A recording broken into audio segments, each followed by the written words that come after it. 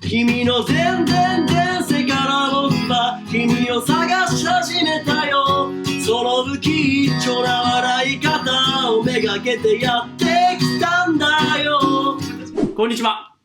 こんにちは。 K です。私はベッチーと申します。二人合わせてみんなの敬語。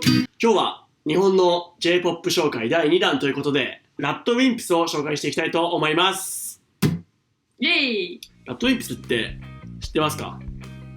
一応君の名はの動画聞いたことあります。はいはい。ラッドウィンプスの日本における人気から話していきましょうかね。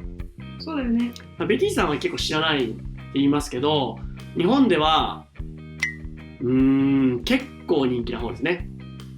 みんな知ってるでしょ？みんな知ってますね。みんな名前は知ってると思う。もともと若い人が好きっていうバンドだったんですけども、皆さんご存知の君の名はでとても有名になった経歴がありますね。特にやっぱ若者に響く歌詞として有名なアーティストです。若い者の気持ちに響く、はい、そうですね。すごい。ラッドウィンプスの歌詞は結構女っぽい男の人の恋愛みたいなものをテーマに書いていることが多いです。どういうことですか？そうですね。日本に限らずわからないんですけども、男性はこうあるべきっていう男性像と女性はこうあるべきっていう女性像っていうのはどの世界にもあることだと思うんですよね。で、特にそういうのって世代によって違うじゃないですか。そうは変わりつつね。そう。戦争がある時代はやっぱ男が強い時代だと思いますし、どんどん今女の人がね、世界的にも女の人も活躍できるような場が与えられてるっていう世界がありますよね。そう、日本でもにおける。そうなんですよ。日本でもそういうことがどんどん起きてて、でこのラッドウィンプスの場合は結構男の子がかなりなよなよ、好きな人いるけどどうしようみたいな、そういう歌詞がこの僕たちの世代の若者の心にすごい響く歌詞だなと思いますね。いいことだよね。いいことですね。そう、いいことだし、それこそこれが文化だなと思いますね。こういうやっぱアーティストは日本には今までいなかったし。それは本当に初めてなんじゃない？本当に人気のバンドの中に、結構初めてな気がしますね。例えば、もしもって曲があるんですけども、せーの。もしも本当にもしも君も僕のこと思ってくれてたらなんて考えてる僕をどうか叱ってやってくれないかって曲なんですけど、意味わかりました？いや、説明してください。はい。もしも君が僕のこと好きだったらいいのになっていう昔の男の人は昔の男の人を差別みたいな感じ嫌ですけど、ドンと俺に任せろみたいな感じの男ではなくて、いやもしも本当にあの人が俺のこと好きだったらめっちゃいいんだけどなみたいな。確かにね、少女漫画に出てるやつはいつもそう私のものとかそういうのじゃない。そういうのじゃないんですよ。もっと一般的な男の子の気持ち。いいんですかこんなに人を好きになっていいんですか？いいんですかこんなに人を信じてもいいんですか？いいんですよあなたが選んだ人ならばいいんですよあなたが選んだ道ならば、いいんですかと、こんなに人を好きになってもいいんですかっていう強化を求めてるみたいね。本当にね。知らんわって感じですよね。知らん？いや、そんなお前が好きになっていいとか別にどうでもよくないですか？普通ならね。そう。でもそういう学生時代とかはやっぱ好きな人がいて、でも言えなかったりする。そういう気持ちを表してくれるアーティストですね。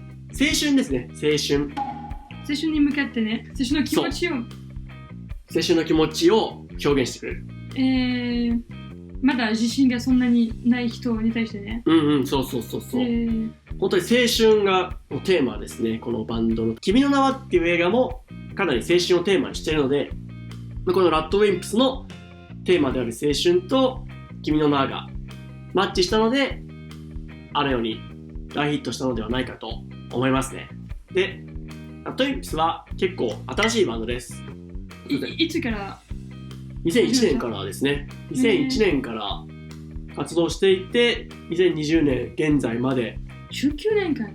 そうです。そう考えると古い日か。でも、世代としては結構若めのバンドですね。そっかそっか。本当に若い頃に始めた。そうですね。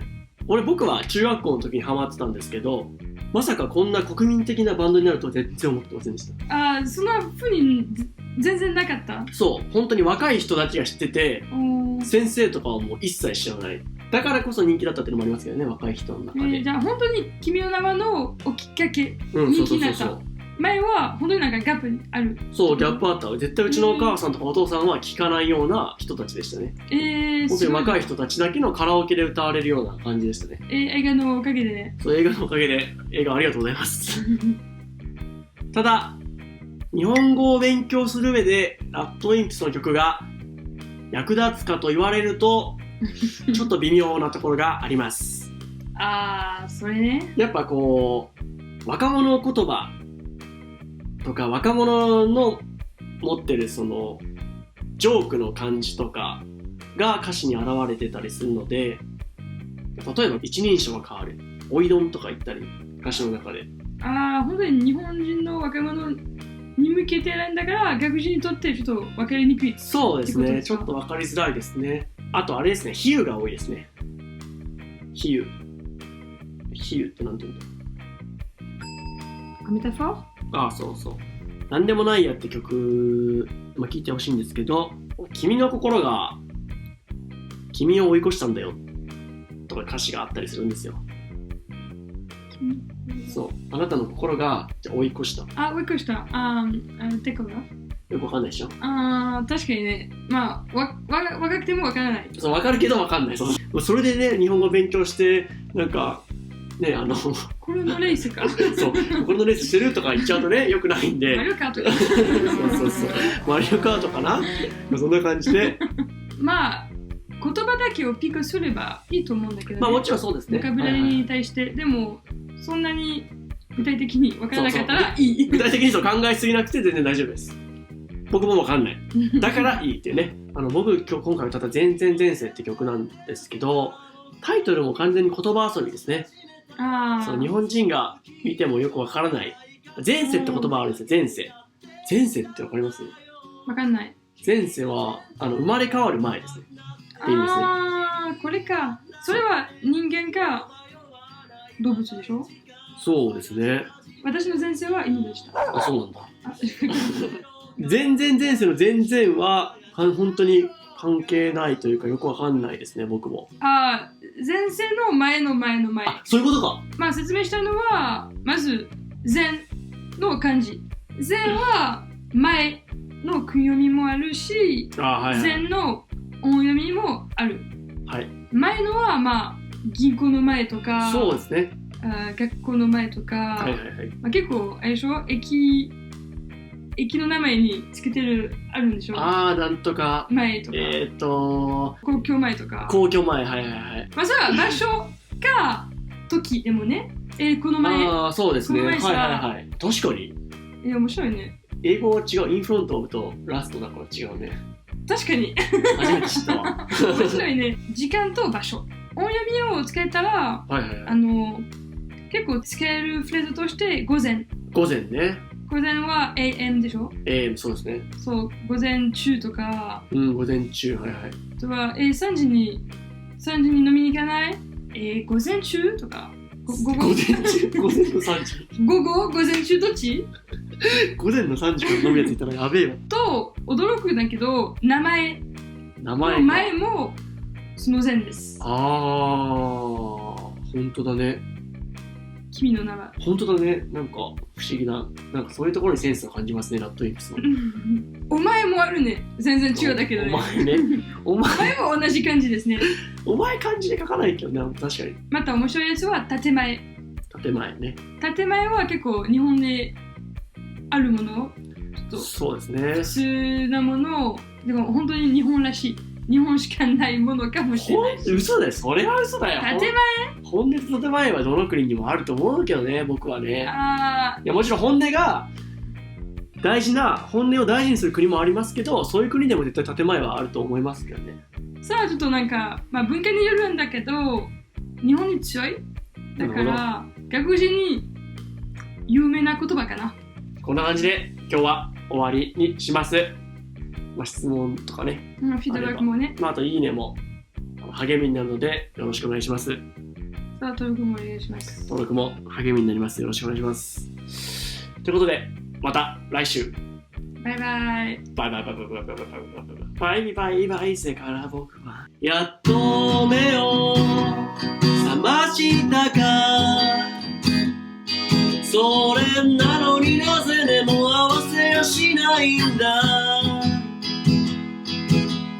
遅いよと怒る君、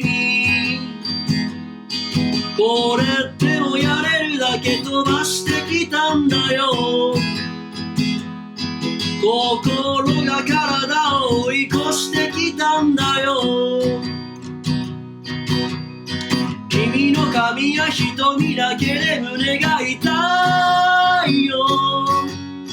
同じ時を吸い込んで離したくないよ。遥か昔から知るその声に生まれて初めて何を言えばいい。君の全然前世から僕は君を探し始めたよ。その不吉祥な笑い方をめがけてやってきたんだよ。